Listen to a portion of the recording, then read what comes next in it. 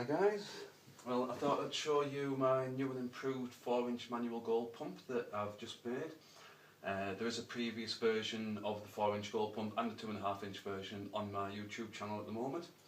But last time I was out in the field using this pump, if you'd seen the previous video showing how I'd made the previous one, I had used a 5-inch ball. It was a foam ball that I managed to compress down so it would then fit inside the actual tube. The seal was unbelievably good because obviously it was a larger ball than the tube itself, but due to the compression, the draw when you're out in the field, it was just a little bit too hard due to the compression of the ball inside, and because of that, using the pump was quite tiring out in the field, so I thought it needed a bit of a redesign, so I've gone back to the drawing board and this is the new version. Now, instead of using the ball that was too big for the pump, I've ordered a 4-inch novelty tennis ball. You can get them on eBay for about £5, $7 or $8. It's a 4-inch ball, but the 4-inch ball is ever so slightly just smaller than the actual pipe diameter itself. Now, my friend has also done this previously. Anyone who's seen the 4-inch manual pump on the videos on my channel, you'll have seen his pump. And this is the setup that he used because he didn't want to go down the route of compressing the ball like I did last year. So he did this, and other than that, it's pretty much the similar basic setup. So, got the 4-inch ball there. On the inside, I've just used another bit of PVC pipe so it's nice and light. You want this pump to be as light as possible. On the end, I've just put an end cap on the actual PVC tubing. Then I've put a big square washer. There's the 4-inch ball, another square washer, and on the top there that is a bolt, like a screw bolt, and that screws all the way through the ball into the cap, the end cap there, and it still goes even further down there.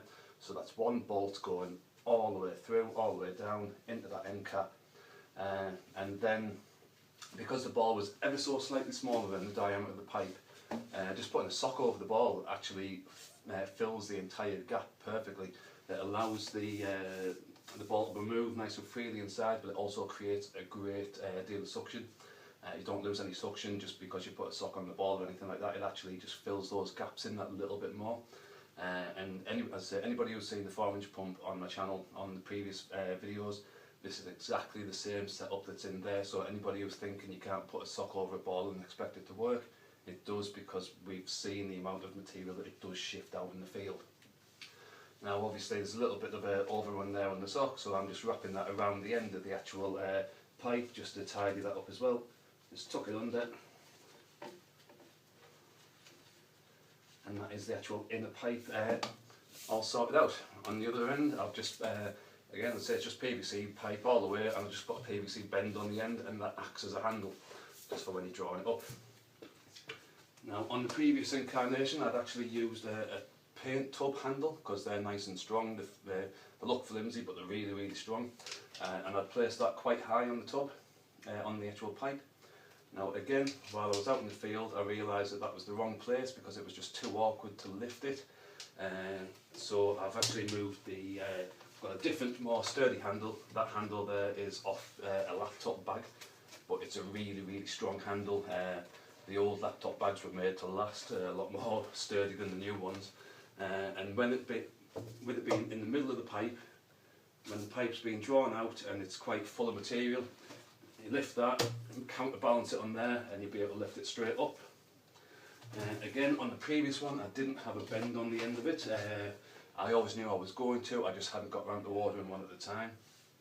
So the purpose of having the bend on the end is when you're out in the field, you can have the pipe facing down into the material, you draw the material out, twist the pipe, and then when you lift, you don't have anywhere for the material to fall out at the end or anything like that. So just by the addition of having a nice end on the end of the pipe, that's a 90-degree bend, but it's not a really big chunky one. Some of them protrude quite out and they'll come quite far out as well. I wanted as small a bend as possible just so I can pretty much get into the areas where I want it to work without it being restricted due to the size of the bend. So, as you can see, the actual pipe itself, that was just a bit of off-cut down pipe. The handle, I've just scavenged off a bag that was going to get thrown out. That's just secured with cable ties, some strong sturdy cable ties, but it also means if it's in the wrong position I can just slide it up or down slightly, rather than if it was being screwed in place. Once it's screwed you can't really do anything with it. So the only thing I've got left to do on this pump now is to put an end cap in the top there, and that's just to make the pipe that goes inside a little bit sturdier when it's getting pulled out, just to stop that bit of rattle. I was going to put it on, but I thought if I'd put it on I wouldn't have been able to take that out to show you the inside of the pipe. But as you can see there, hopefully when that goes in, that's a nice good seal there. There's no actual gaps in between the ball and the pipe, but you can see that that's moving nice and freely, so when it's out in the field that's not going to be causing any friction or resistance or anything like that. So it should just be able to pump all day long like we have done in the past with my friend's pump, and it shouldn't be an issue. So as I say, ideally when you put in the handle on, you want the handle on the same end as the opening of the bend. So when you're in the field you have the nose down like that, you draw up, twist, handle there, hand on there, lift, and then you're not going to lose any material out of the end there either. So there you go, that is the 4-inch manual goal pump that I've managed to make. Pretty much just out of scraps and bits and bobs that I've had lying around. It hasn't cost me much. I think the most expensive part on it was the actual ball itself, because I had to buy that new. That was off eBay for £6, that's about $9, something like that. Other than that, as I say, the handle itself, I scavenged that off a laptop bag. Cable ties, they don't cost anything really. The downpipe, that was just a bit of spare old downpipe. The 90-degree bend, that was I think £4 off eBay, $6, something like that. The inner pipe, again, that was just more offcuts that I'd had from a previous project. So yeah, that is the 4-inch pipe. I'm going to be taking it out in the field soon to have a go with it, just to show what it's like. So by all means feel free to subscribe to my channel, because I will be updating it, showing exactly how this pipe does perform out in the field. I should be going out within the next month or so. So subscribe to my channel, keep up to date with the videos, and you'll be able to see exactly how good this pipe will act out in the field. So, I hope you like the video. If you have, feel free to comment and like it. I'll always get back to any comments on my YouTube channel as well. And I hope you found the video useful. Cheers. Bye.